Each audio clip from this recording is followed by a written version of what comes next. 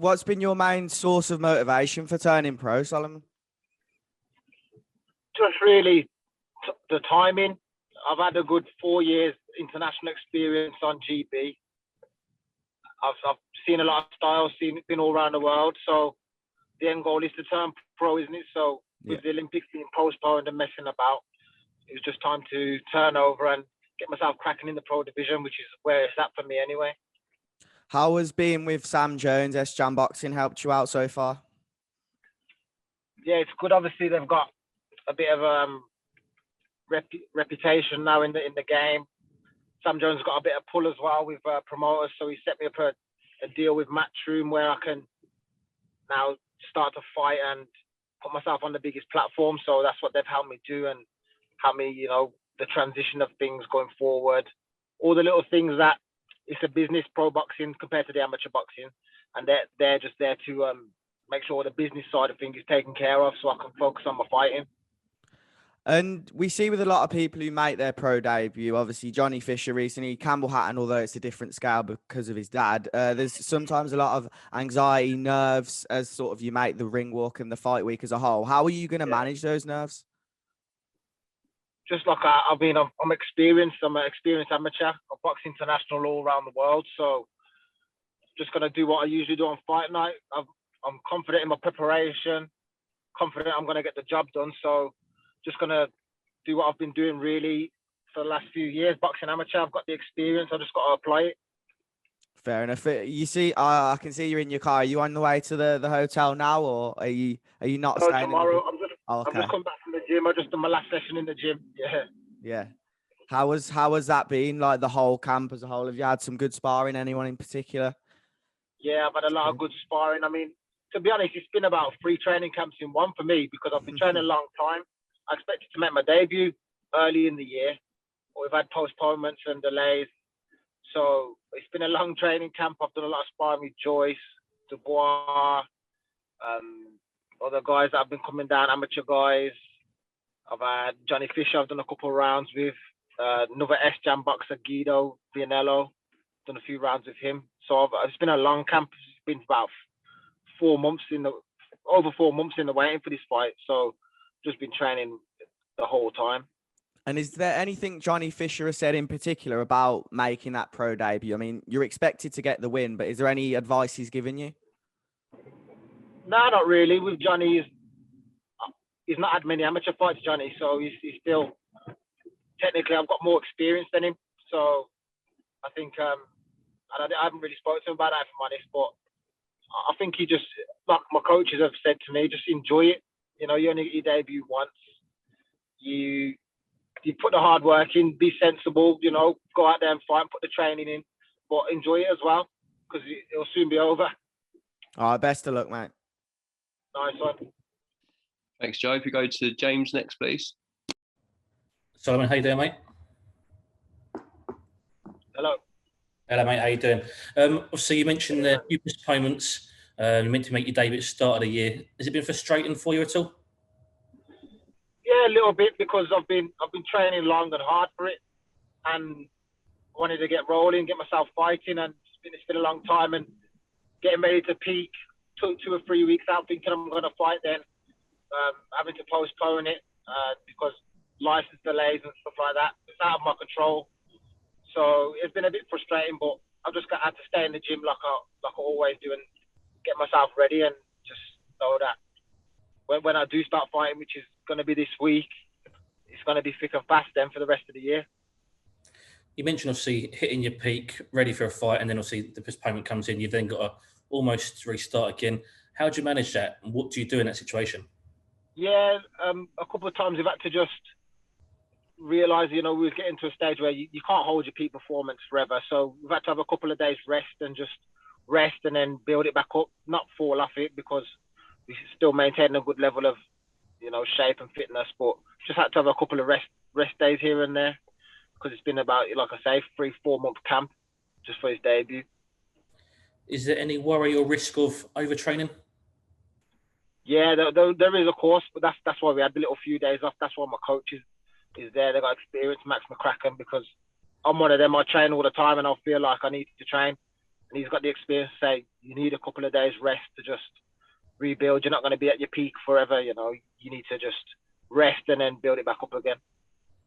And you mentioned earlier as well about the turning professional because of the Olympics postponement, but you've already got your experience at the amateur side of things. Do you feel the Olympic experience would have helped you further? Do you think you may look back and feel like you would have preferred to have that experience, or do you feel it's all about timing?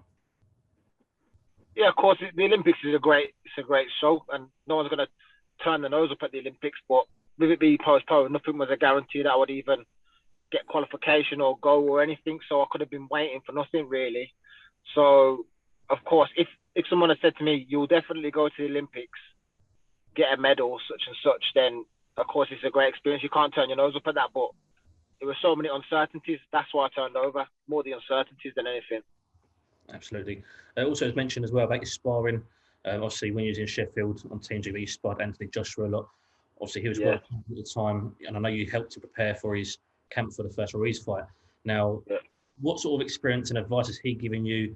Has he given you any words of wisdom that you can share? Yeah, it's like when I've been sparring him in the past, you just take little things from day to day. You see how he trains, his training camp set up, the professionalism, and you take little tips daily. Not such a one statement or this and that, but each day, and that you take little bits and bobs and continuously learn. I've sparred him over the last couple of years up there, so you learn of the work ethic, the discipline, and the setup and the professionalism as well. You mentioned the setup, obviously, you know, world championship setup. Do you take things from that to bring into your own camp, into your own setup? Yeah, definitely.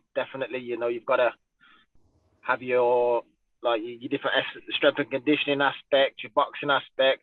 You got to get your routine. The big thing is getting a good routine, which coming up the GB squad, you've got that routine.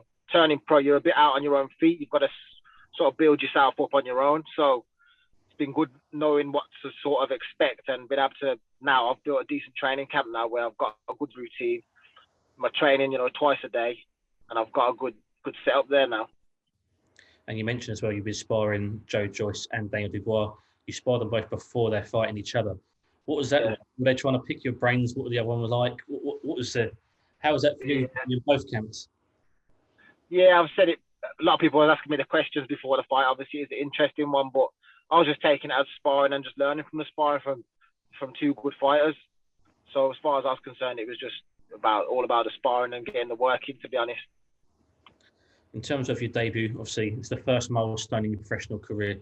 Have you envisioned what it would be like to get your hand raised? What you're looking forward to the most and what you're expecting come Saturday night?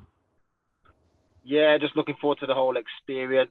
Of course, winning. It'd be good to get a nice knockout on the TV, which would be a great start, you know, and build confidence from that.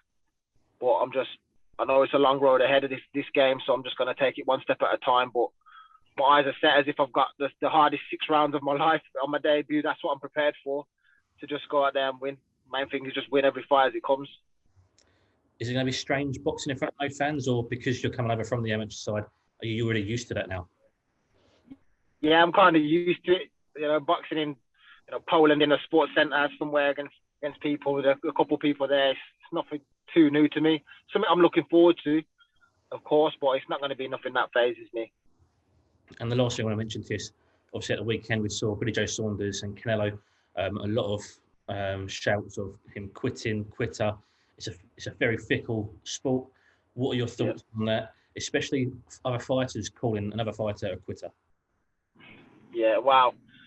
Okay. You can only comment on what you know, and who knows how he felt. I think he was more asking the questions of the corner. He didn't look like he was raring to come out, but the injury comes out like it was really bad in hindsight. So I think he's going to get criticism because he was the first one to say about Dubois, weren't he, afterwards? So he's got to take some stick there and take it on the chin. But I think he just realised that what happens in the ring, he must have felt something that he thought, you know what, I don't really want to get back out there. That's it. So, thank you for your time, mate. All the best for the weekend. Nice one. Appreciate it. Thanks, James. We'll go to Raps on TV next, please. Hi, Solomon. Hi there. Good luck this weekend. It's Kojo from Raps on TV. Obviously making your debut. on a great platform. Just a couple of questions. In terms of activity for this year or the next 12 months, are you looking to be one of those heavyweights that's fighting quite regularly, maybe every couple of months or so? Yeah, definitely. This year, I mean, in my contract, I was down to have 5 fights in the year, and we're already 6 months in and I haven't had my debut yet. So really, I should be very active between now and December, trying to squeeze 5 fights in. So every other month, I might be out back-to-back months a couple of times. So I should definitely be active. You know, everything goes well and no injuries. I'll be back out quickly. No, well, that's great to hear. And again, it was just a couple of questions. Last one, in terms of a strategy for belts, are you targeting a domestic scene and try to go through like British Southern area or anything like that, or would you like to start with the European Commonwealths? What's your strategy there? Well, to be honest, the British title would be a great bout to win. Mm-hmm. I'm targeting to go on to every level. You know, I'd like to get a British title and go on from there and work my way to world titles. But a British title is definitely, I don't want to overlook any title, especially not a British. That's a great stepping stone, and a great milestone as well. Yeah, perfect. No, and that was it for me. So just to say thanks. Good luck this weekend, and thank you again. Cheers. Thanks, Dan. Cheers. Thank you, mate. Solomon, that's everything for now, mate. We'll see you in the bubble later this week. All right.